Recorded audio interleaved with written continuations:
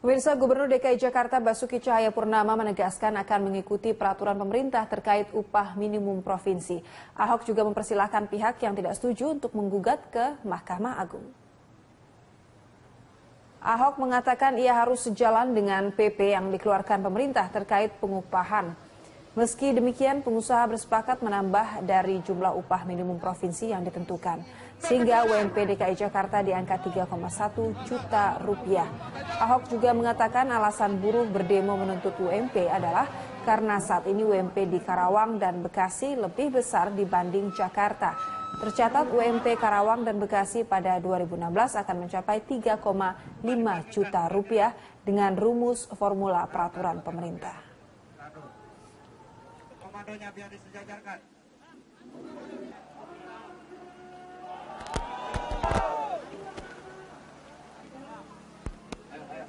Kita tidak pakai PP, karena kan saya nggak boleh melanggar PP kan. Kalau kamu nggak suka PP ini ya gugat ke MA. Soal berhasil nggak berhasil urusan kedua. Akhirnya pengusaha sepakat nambahin hampir 70.000. Jadilah 3,1. Nah kenapa mereka ribut? Karena Bekasi, kota, kabupaten, dan Karawang kalau menggunakan PP, sebab UMP-nya Bekasi Karawang tahun ini tidak berdasarkan survei KHL yang betul, tapi karena permintaan buruh. Kalau menggunakan UMP dikalikan pertumbuhan ekonomi dan inflasi, maka 2016 Karawang itu jadi 3,5 juta. Setelah melewati Pulau Sumatera dan Kalimantan, hari ini ekspedisi kapsul waktu 2085 tiba di Jakarta untuk mengambil mimpi-mimpi dan harapan masyarakat Jakarta. Setelah dari Jakarta, kapsul ini akan dibawa menuju Bandung, Jawa Barat, dan mengelilingi provinsi lain di Pulau Jawa. Ekspedisi kapsul waktu disambut meriah dengan arak-arakan ondel-ondel dan diterima langsung oleh Gubernur DKI Jakarta Basuki Cahayapurnama. Dalam acara ini dibacakan mimpi dan harapan masyarakat Jakarta, termasuk harapan dari Gubernur Ahok. Seperti mimpi, tidak ada lagi konflik SARA dan golongan, mimpi makanan Betawi mendunia, hingga mimpi semua sistem pembayaran dengan non-tunai dan tidak ada lagi korupsi. Jakarta merupakan provinsi ke-17 yang disinggahi ekspedisi ini. Setelah dari Jakarta, kapsul waktu akan menuju Bandung, Jawa Barat dan meneruskan perjalanan hingga ditargetkan akan tiba di Merauke sebagai kota terakhir pada Desember mendatang. Nantinya kapsul ini akan dibuat monumen dan akan dibawa pada tahun 2085, 70 tahun kemudian. Pemirsa, setelah dilepas pada bulan September 2015 lalu, ekspedisi kapsul waktu 2085 yang bertujuan untuk mengumpulkan mimpi-mimpi masyarakat Indonesia hari ini tiba di Jakarta. Ekspedisi kapsul waktu 2085 sebelumnya sudah berkeliling wilayah Sumatera dan Kalimantan. Untuk informasi selengkapnya kita bergabung dengan reporter Tezar Aditya dan juru kamera Tuku Zulfan langsung dari Balai Kota Jakarta. Tezar, bagaimana sambutan ekspedisi kapsul waktu 2085 yang hari ini tiba di Jakarta?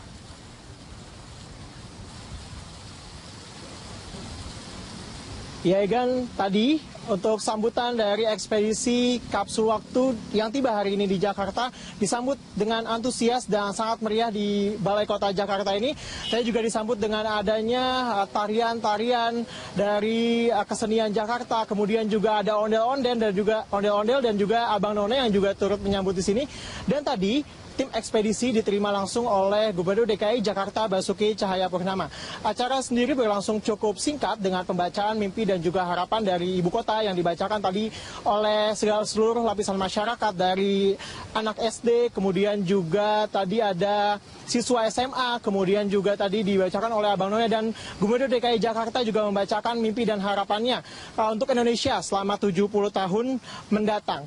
Dan memang kapsul waktu ini sebelumnya telah singgah di Pulau Sumatera dan juga Kalimantan, dan DKI Jakarta merupakan provinsi ke-17 yang disinggahi oleh tim ekspedisi kapsul waktu untuk kemudian setelah dari Jakarta akan diteruskan lagi ke Bandung dan di kota-kota Pulau Jawa lainnya untuk kemudian diteruskan hingga ke 34 provinsi di Indonesia.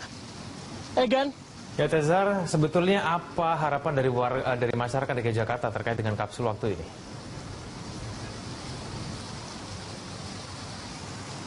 Ya kan tadi dibacakan memang sangat beragam sekali untuk mimpi dan juga harapan dari masyarakat ibu kota mengenai tentang Indonesia selama 70 tahun ke depan, dari misalnya harapan untuk makanan khas Betawi dapat mendunia dan juga dapat dibuka cabang di seluruh dunia, misalnya di Paris, di Amsterdam, hingga misalnya tidak ada konflik lagi, tidak ada konflik SARA, tidak ada konflik golongan, dan tidak ada konflik supporter sepak bola yang memang masih terus terjadi hingga saat ini. Dan tadi juga dibacakan juga aspirasi dari Gubernur DKI Jakarta mengenai Indonesia memiliki undang-undang pembuktian terbalik mengenai harta benda yang dimiliki oleh aparatur negara dan juga pejabat Indonesia. Dan Ahok juga berharap nanti Indonesia juga memiliki sistem pembayaran non tunai yang menyeluruh di Indonesia, jadi tidak lagi menggunakan sistem dengan cash hingga seperti saat ini. Dan ekspedisi ini memang telah diluncurkan pada September lalu dan nantinya akan berakhir pada Desember, dan ditargetkan akan sampai di Merauke yang merupakan kota terakhir disinggahi ekspedisi ini. Dan nantinya setelah mimpi dari 34 provinsi di Indonesia telah dikumpulkan semua, ini akan disimpan di Merauke dan dijadikan monumen untuk kemudian dibuka 70 tahun mendatang, yakni pada 2085, dan nanti akan dibuka oleh generasi pada 70 tahun mendatang. Ini sebagai tongkat estafet mengenai dibawa kemana.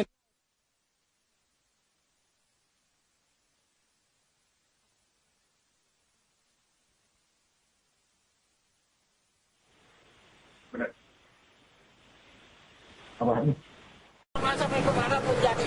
Ayo, nggak bisa. Mobil jangan ambil. Ya, jangan diambil mobil saya. Nggak bisa. Saya ikut boleh. Ayo ikut ya ini. Bapak ikut. Ayo bapak ikut. Naik mobil.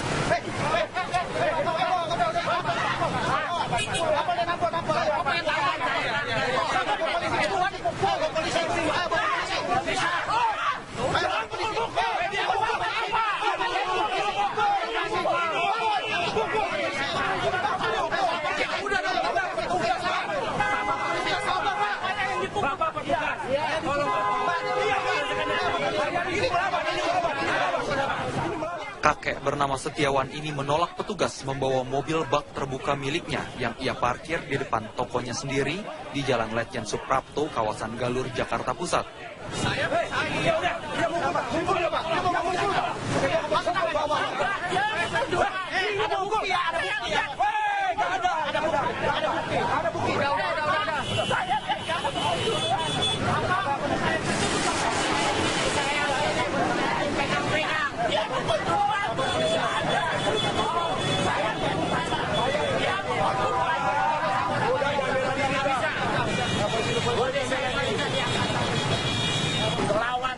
Setiawan bahkan mengaku sebagai kerabat dari pelaksana tugas Gubernur DKI Jakarta Basuki Cahayapurnama atau yang biasa disebut Ahok.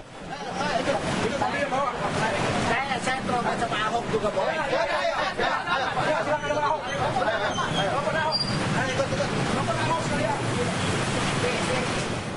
Setiawan terus melakukan perlawanan. Petugas sampai kewalahan dan serba salah dibuatnya.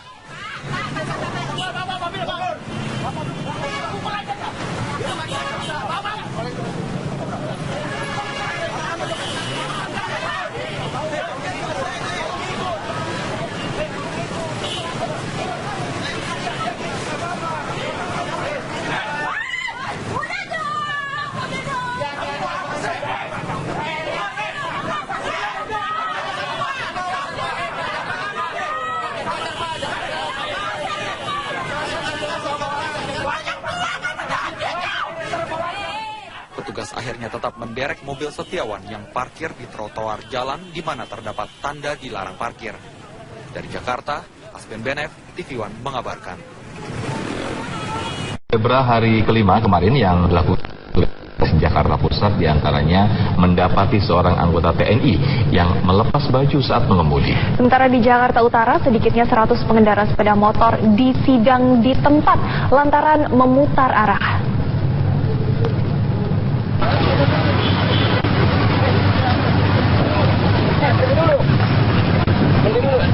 Memasuki hari kelima operasi Zebra kemarin, petugas Polantas Polres Jakarta Pusat mendapati seorang oknum TNI berpangkat mayor yang melepas baju saat mengemudi. Oknum TNI ini beralasan dirinya melepas baju karena kepanasan setelah dari pemakaman. Padahal diduga oknum TNI ini panik karena melanggar jam dinas TNI. Adu mulut pun sempat terjadi saat pihak TNI dari Garnisum menegur oknum TNI tersebut. Selain itu, petugas juga memberhentikan mobil yang menempelkan stiker pada plat nopol mobilnya dengan stiker TNI maupun Polri. Ini yang punya kok lagi kosek. Bang.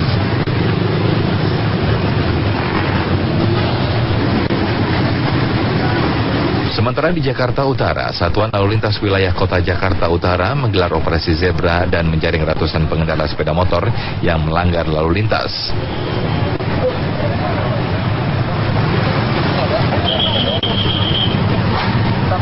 Polisi bekerjasama dengan Kejaksaan Negeri Jakarta Utara langsung menggelar sidang di tempat.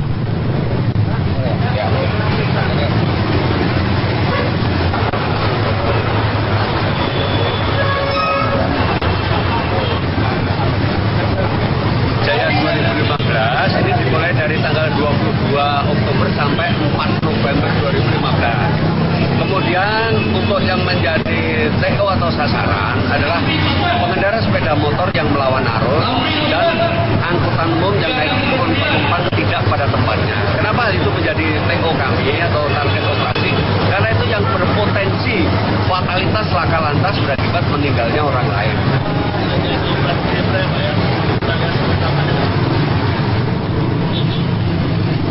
Satuan Lalu Lintas Wilayah Kota Jakarta Utara mengimbau agar para pengendara sepeda motor tidak sembarangan memutar arah dan melawan arus, karena hal tersebut